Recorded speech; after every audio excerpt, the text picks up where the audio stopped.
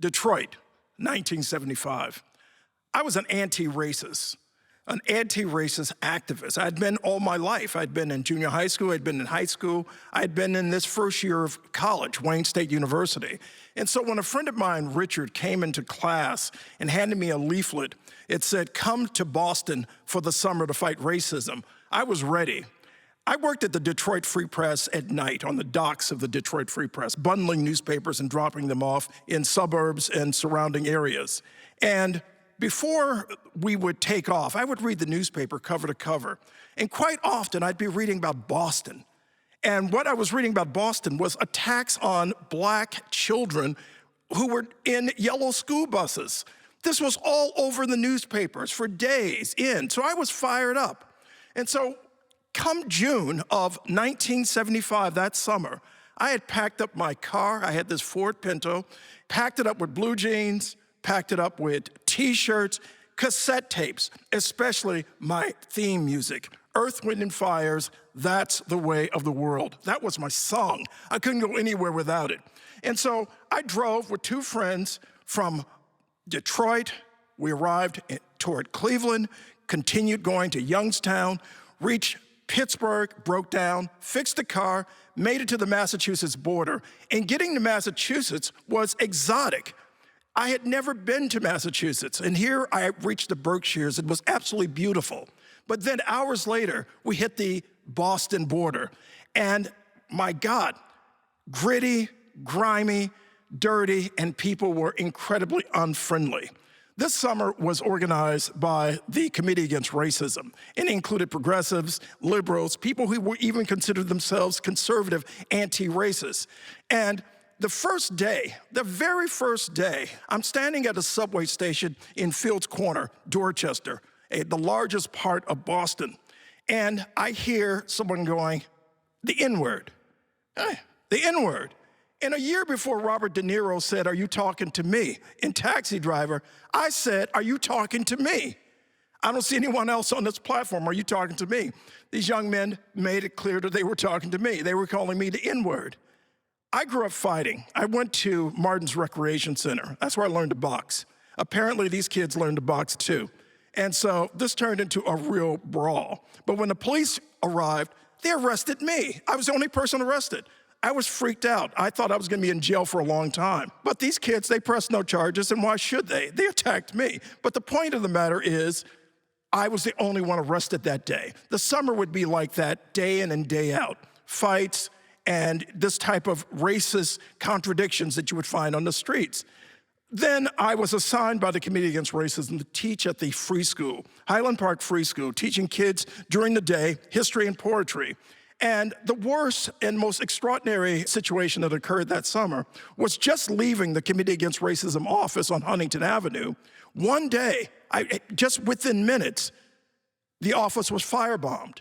And I thought, wow, that could have been me. That could have been me in that office. And some of my friends who had gotten to know that summer, who had arrived from Seattle and had arrived from St. Louis and other cities, they said, that's enough. That's enough for me, and they left. I decided to hang in there. And a few days later, we hear about an attack on Black Bible salesmen. Black Bible salesmen. These guys were here to literally sell the gospel door to door in Boston.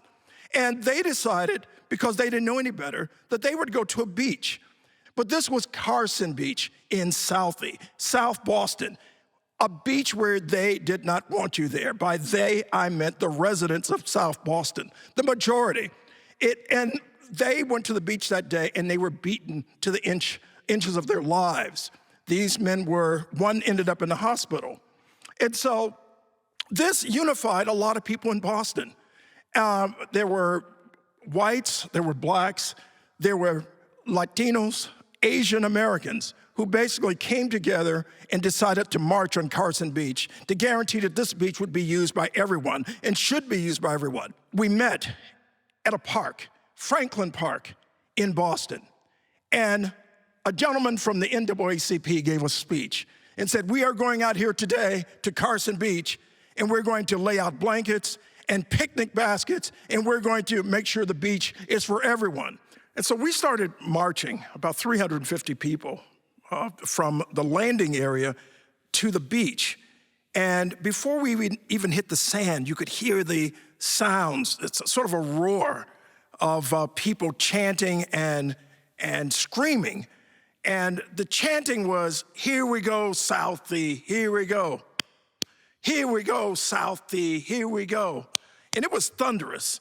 And as we reached the sand, we looked out and we could see about 1,000 people on the other side of this police line. A police line that included cops on the sand, cops in helicopters, cops on the harbor in patrol boats, and on horseback. And no sooner had we gotten to the beach when people started laying out picnic baskets and blankets, then a rock was thrown. It hit a cop on horseback. His horse reared, and suddenly all hell broke loose.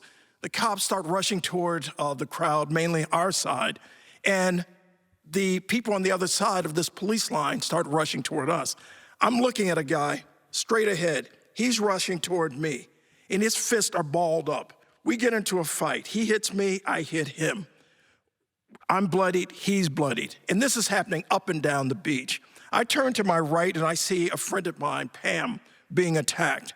And I grabbed her around the shoulders and we started rushing off the beach as people are fighting all around us, on the sand, in the water itself, and the helicopters above, this thunderous noise, the sound of the horses running up and down the beach. And I knew that we had to get out of there. And when I said get out of there, I meant at this point I had to get out of Boston. 7 days after that extraordinary moment, I was back on the docks of the Detroit Free Press, bundling newspapers and delivering them late into the night. And before we delivered them, reading the newspapers fresh off the press. And I'm reading about Boston's racial violence and the yellow school buses being attacked that September. The stories themselves were not always complete, and I felt that they lacked complexity based on what I'd seen over the summer. And I decided, to the astonishment and consternation of my family, that I'm going back to Boston. I'm going back to Boston not as an activist, not to fight in the streets. I wanted to become a reporter.